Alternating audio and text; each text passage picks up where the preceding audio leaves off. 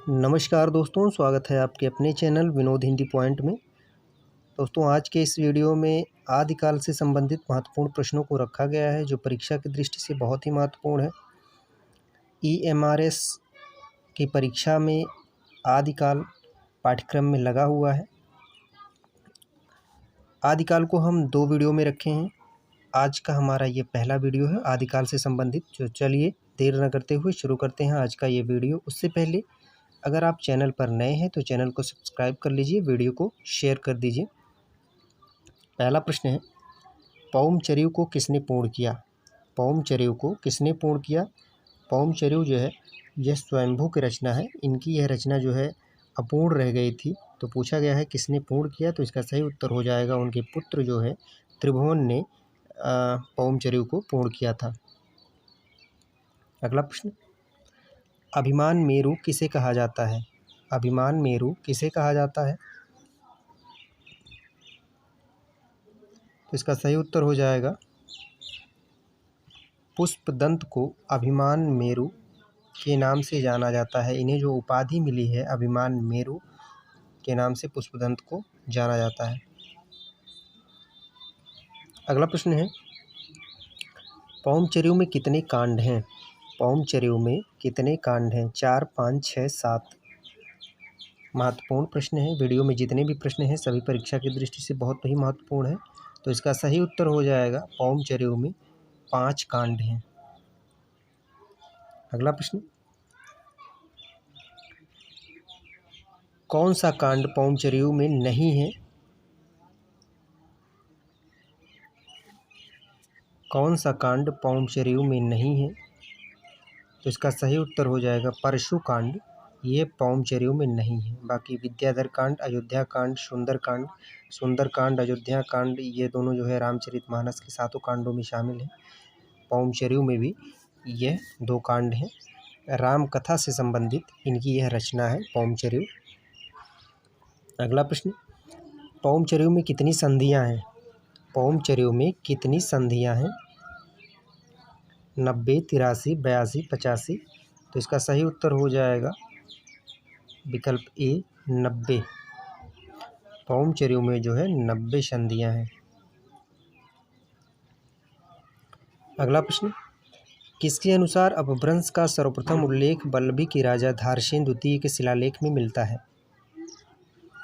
यह उक्ति जो है किसके द्वारा कहा गया है? किसके अनुसार जो है अपभ्रंश का सर्वप्रथम उल्लेख वल्लभी के राजा धारसेन द्वितीय के शिलालेख में मिलता है? तो इसका सही उत्तर हो जाएगा आचार्य रामचंद्र शुक्ल के अनुसार। आचार्य रामचंद्र शुक्ल के अनुसार जो है अपभ्रंश का सर्वप्रथम उल्लेख जो है वो वल्लभी के राजा धारसेन द्वितीय के शिलालेख में मिलता है। चलिए अगला प्रश्न, निम्नलिखित में से कौन सा कवि पहले शैव था लेकिन आश्रयदाताओं के अनुरोध से जैन बन गया? पहले शैव था, फिर आश्रयदाताओं के अनुरोध से वह जैन बन गया। तो इसका सही उत्तर है पुष्पदंत। पुष्पदंत जो है पहले शैव थे, उसके बाद आश्रयदाताओं के अनुरोध से वह जैन बन गए। अगला प्रश्न, हरिवंश पुराण किस रचना का अन्य नाम है? हरिवंश पुराण किस रचना का अन्य नाम है? तो इसका सही उत्तर हो जाएगा ऋठनेमि चर्यु। यह जो है हरिवंश पुराण जो है ये इनका जो दूसरा नाम है यह है ऋठनेमि चर्यु। पौमचर्यु स्वयंभू का है, संदेश राशक जो है अब्दुल रहमान का है। ऋठनेमि चर्यु भी स्वयंभू की ही रचना है। अगला है, बौद्ध धर्म के चिंतन पक्ष की कौन शाखा थी? बौद्ध धर्म के चिंतन पक्ष की कौन शाखा थी? चिंतन पक्ष। तो इसका सही उत्तर हो जाएगा बी हीनयान। हीनयान जो है यह हीनयान और महायान बौद्ध धर्म के 2 पक्ष थे, लेकिन हीनयान यह बौद्ध धर्म का चिंतन पक्ष है, वहीं महायान जो है यह बौद्ध धर्म का व्यवहारिक पक्ष है। दोनों महत्वपूर्ण है। बौद्ध धर्म के चिंतन पक्ष की बात की जाए तो हीनयान होगा, और बौद्ध धर्म के व्यवहारिक पक्ष की बात की जाए तो महायान होगा। अगला प्रश्न, आचार्य रामचंद्र शुक्ल के तीसरे प्रकरण का क्या नाम रखा गया? आचार्य रामचंद्र शुक्ल ने तीसरे प्रकरण का क्या नाम रखा? आसान प्रश्न है। सही उत्तर वीरगाथा काल। आचार्य रामचंद्र शुक्ल ने तीसरे प्रकरण का जो नाम रखा है वह वीरगाथा काल। अगला प्रश्न, उस समय जैसे गाथा कहने से प्रकृति का बोध होता था, वैसे ही दोहा या दूहा कहने से अपभ्रंश या प्रचलित काव्य भाषा का, यह कथन किसका है? उस समय जैसे गाथा कहने से प्रकृति का बोध होता था, वैसे ही दोहा या दूहा कहने से अपभ्रंश या प्रचलित काव्य भाषा का। सही उत्तर आचार्य रामचंद्र शुक्ल जी का यह कथन है। अगला प्रश्न है, बालचंद बिज्जावहीं भाषा दुह नहीं लग्गहि दुज्जन हासा। बालचंद बिज्जावहीं भाषा दुह नहीं लग्गहि दुज्जन हासा, यह कथन किसका है? महत्वपूर्ण कथन है। इसका सही उत्तर हो जाएगा विद्यापति। यह कथन जो है विद्यापति का है, जिन्हें अभिनव जयदेव मैथिल कोकिल के नाम से जाना जाता है। अगला प्रश्न, अक्षर दिकोपदेश किसकी रचना है? अक्षर दिकोपदेश किसकी रचना है? तो इसका सही उत्तर हो जाएगा डोम्भिपा। अक्षर दिकोपदेश यह जो है डोम्भिपा की रचना है। अगला प्रश्न है, श्रेष्ठता और महत्व के आधार पर किस सिद्ध का प्रथम स्थान है? श्रेष्ठता और महत्व के आधार पर किस सिद्ध का प्रथम स्थान है? सिद्धों की बात की जाए तो इनकी संख्या 84 थी और प्रश्न में पूछा गया है श्रेष्ठता और महत्व के आधार पर किस सिद्ध का जो है प्रथम स्थान है, तो इसका सही उत्तर हो जाएगा लुइपा। लुइपा का जो स्थान है वह सबसे श्रेष्ठ है। सिद्धों में सबसे श्रेष्ठ स्थान लुइपा का है। अगला प्रश्न है, बौद्ध गान और दोहा किस भाषा में लिखा गया है? बौद्ध गान और दोहा किस भाषा में लिखा गया है? तो इसका सही उत्तर हो जाएगा बंगला भाषा। बौद्ध गान और दोहा जो है ये बंगला भाषा में लिखा गया है। अगला प्रश्न है, बौद्ध गान और दोहा के रचनाकार कौन है? बौद्ध गान और दोहा के रचनाकार कौन है? तो इसका सही उत्तर हो जाएगा हरप्रसाद शास्त्री। बौद्ध गान और दोहा के रचनाकार हैं हरप्रसाद शास्त्री। अगला है, किस कवि को राहुल भद्र कहा जाता है? किस कवि को राहुल भद्र कहा जाता है? तो इसका सही उत्तर हो जाएगा सराहपा। सराहपा को जो है राहुल भद्र, सरोज ब्रज आदि नामों से जाना जाता है। अगर सराहपा की बात की जाए तो सराहपा को प्रथम कवि मानने वाले विद्वान है राहुल शंकरतायन। प्रश्न में पूछा गया है राहुल भद्र के नाम से किसे जाना जाता है, तो उत्तर हो जाएगा सराहपा। अगला प्रश्न है, दोहा कोश किसकी रचना है? दोहा कोश किसकी रचना है? तो इसका सही उत्तर हो जाएगा दोहा कोश जो है सराहपा की रचना है। दोहा कोश सराहपा की रचना है। अगला है, किसे सरोज ब्रज नाम से जाना जाता है? किसे सरोज ब्रज नाम से जाना जाता है? तो इसका सही उत्तर सराहपा। सराहपा को सरोज ब्रज के नाम से जाना जाता है। अगला है, सिद्ध साहित्य में किस रस की प्रधानता रही है? सिद्ध साहित्य में किस रस की प्रधानता रही है? तो इसमें जो है शांत रस की प्रधानता रही है। सिद्ध साहित्य में शांत रस की प्रधानता रही है।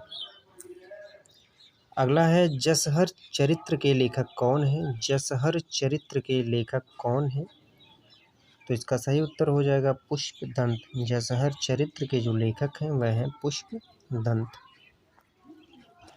अगला है, महापुराण में कितने महापुरुषों का जीवन चरित्र वर्णित है? महापुराण में कितने महापुरुषों का जीवन चरित्र वर्णित है? तो इसका सही उत्तर हो जाएगा 63। महापुराण में 63 महापुरुषों का जीवन चरित्र वर्णित है। अगला है, सांकेतिक अर्थ रखने के कारण किनकी वाणियों की भाषा को संध्या भाषा कहा गया? सांकेतिक अर्थ रखने के कारण किनकी वाणियों की भाषा को संध्या भाषा कहा गया? तो इसका सही उत्तर है सिद्ध। सिद्धों की भाषा को जो है संध्या भाषा कहा गया है। परीक्षा में कभी कभी पूछा जाता है कि संध्या भाषा किसकी वाणियों को कहा गया है, किसकी वाणियों को संध्या भाषा कहा गया है, तो जो है ये सिद्धों की भाषा को जो है संध्या भाषा कहा गया है। अगला है संदेश रासक किस प्रकार का काव्य है। संदेश रासक किस प्रकार का काव्य है, तो इसका सही उत्तर हो जाएगा यह एक खंड काव्य है संदेश रासक, और इसके रचनाकार हैं अब्दुल रहमान। अगला है दब्ब शहाब प्यास नामक अपभ्रंश में लिखित ग्रंथ की रचना किसने की। दब्ब शहाब प्यास नामक अपभ्रंश में लिखित ग्रंथ की रचना किसने की, तो इसका सही उत्तर हो जाएगा जिन धर्म सूरी। जिन धर्म सूरी।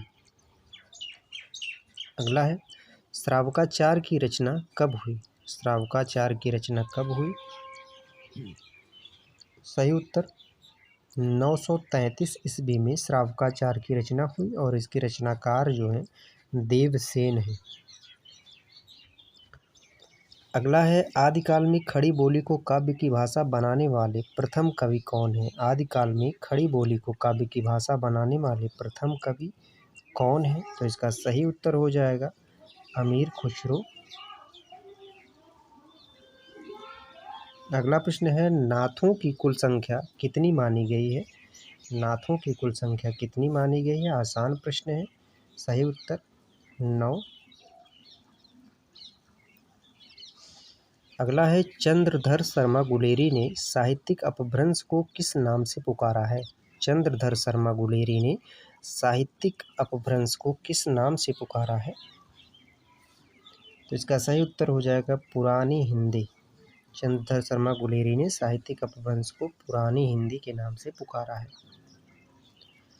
अगला है आदिकाल के काव्यों की प्रधान भाषा थी। आदिकाल के काव्यों की प्रधान भाषा क्या थी,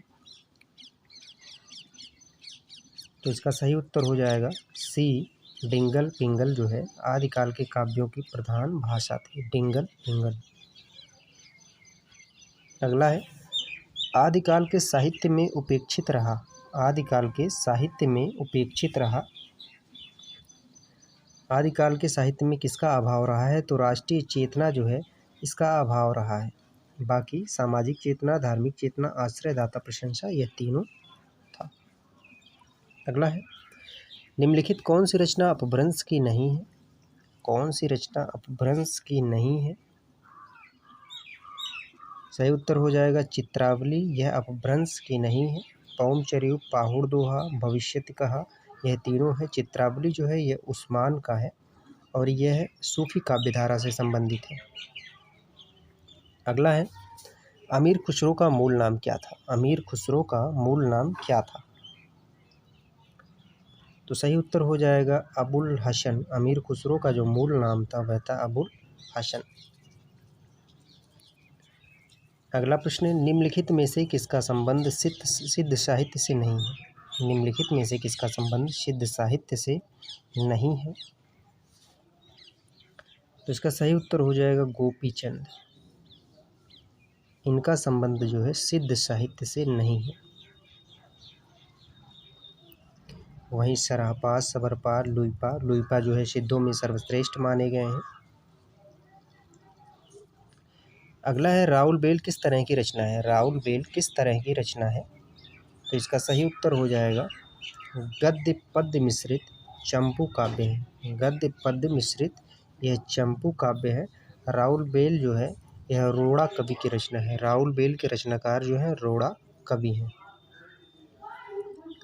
अगला प्रश्न है निम्नलिखित में से कौन कवि आदिकाल से संबंध नहीं रखता है। निम्नलिखित में से कौन कवि आदिकाल से संबंध नहीं रखता है, तो इसका सही उत्तर हो जाएगा गदाधर भट्ट जो है इनका संबंध आदिकाल से नहीं है। बाकी अमीर खुसरो, हेमचंद्र, विद्यापति, इन तीनों का संबंध आदिकाल से है। अगला प्रश्न है इश्क भरा है देख ले और जगत से दूर, एक अचंभा हमने देखा देहरी का नाशूर। अमीर खुसरो की इस पहेली का क्या आशय है। इश्क भरा है देख ले और जगत से दूर, एक अचंभा हमने देखा देहरी का नाशूर। यह जो पहेली है, इस पहेली का जो आशय है कुआं से है। ठीक है, कुआं से। अमीर खुसरो जो है पहेली और मुकरियों के प्रवर्तक भी माने जाते हैं। अगला है, कालक्रम की दृष्टि से निम्नलिखित रचनाकारों का सही क्रम कौन सा है। कालक्रम की दृष्टि से निम्नलिखित रचनाकारों का सही क्रम कौन सा है। तो सही उत्तर हो जाएगा ए। सबसे पहले हैं सरापा, उसके बाद हैं पुष्पदंत, फिर अद्यमान है, उसके बाद है हेमचंद। अगला प्रश्न, आल्हखंड का दूसरा नाम क्या है। आल्हखंड का दूसरा नाम क्या है। आल्हखंड का जो दूसरा नाम है, इसका सही उत्तर हो जाएगा विकल्प ए, परमाल रासो। आल्हखंड का जो दूसरा नाम है, इसका परमाल रासो, और यह जो है जगनिक की रचना है। परमाल रासो जगनिक की रचना है। अगला प्रश्न है, बीसल देव रासो के लेखक कौन है। बीसल देव रासो के लेखक कौन है। तो इसका सही उत्तर हो जाएगा नरपति नाल। बीसल देव रासो के जो रचनाकार हैं वह है नरपति लाल। झारखंड पीजीटी की परीक्षा में 22 अगस्त को यह प्रश्न पूछा गया था, बीसल देव रासो के लेखक कौन है। सही उत्तर नरपति नाल। अगला प्रश्न है, खुमार रासो के लेखक कौन है। खुमार रासो के लेखक कौन है, इसका सही उत्तर हो जाएगा दलपति विजय। खुमार रासो के जो लेखक हैं उनका नाम है दलपति विजय। अगला प्रश्न है, दोहा कोश का संपादन किसने किया। दोहा कोश का संपादन किसने किया। दोहा कोश सबरपा की रचना है। तो इसका संपादन किसने किया। विकल्प इसका सही हो जाएगा डी, प्रबोध चंद बागची ने इसका संपादन किया था। अगला प्रश्न, माधव हम परिणाम निराशा पंक्ति के लेखक कौन है। माधव हम परिणाम निराशा, तो इसका सही उत्तर हो जाएगा विकल्प ए, विद्यापति। माधव हम परिणाम निराशा जो पंक्ति है यह विद्यापति की है। अगला प्रश्न है, आत्मबोध किसकी रचना है। आत्मबोध किसकी रचना है। इसका सही उत्तर हो जाएगा गोरखनाथ। नाथों में जो प्रमुख माने जाते हैं गोरखनाथ। आत्मबोध जो है यह गोरखनाथ की रचना है। अगला प्रश्न है, गोरखनाथ की रचनाओं का संकलन गोरखपाणी नाम से किसने किया। गोरखनाथ की रचनाओं का संकलन गोरखपाणी नाम से किसने किया। तो इसका सही उत्तर हो जाएगा पीताम्बर दत्त बर्दपाल ने गोरखपाणी नाम से गोरखनाथ की रचनाओं का संकलन किया। अगला है, संदेश राशक में किसका चित्रण किया गया है। संदेश राशक में किसका चित्रण किया गया है। तो इसका सही उत्तर हो जाएगा विकल्प ए, विक्रमपुर की वियोगिनी का। संदेश राशक में विक्रमपुर की वियोगिनी का चित्रण किया गया है। संदेश राशक जो है यह अब्दुल रहमान की रचना है। अगला प्रश्न है, विद्यापति की कौन सी रचना संपादित होकर अभी तक प्रकाशित नहीं हुई। विद्यापति की कौन सी रचना संपादित होकर अभी तक प्रकाशित नहीं हुई। इसका सही उत्तर हो जाएगा कीर्ति लता जो है संपादित होकर अभी तक प्रकाशित नहीं हुई। कीर्ति लता।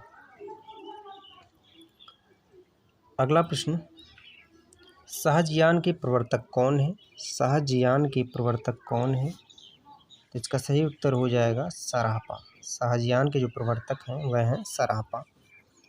दोस्तों, आदिकाल का आज ये हमारा पहला वीडियो था। जो अगला वीडियो आएगा वह भी आदिकाल से ही संबंधित रहेगा। अगर आपको प्रश्न अच्छे लगे हों तो वीडियो को शेयर कर दीजिए। चैनल पर नए हैं तो चैनल को सब्सक्राइब कर लीजिए। मिलते हैं अगले वीडियो में नए प्रश्नों और नए तथ्यों के साथ। तब तक के लिए नमस्कार।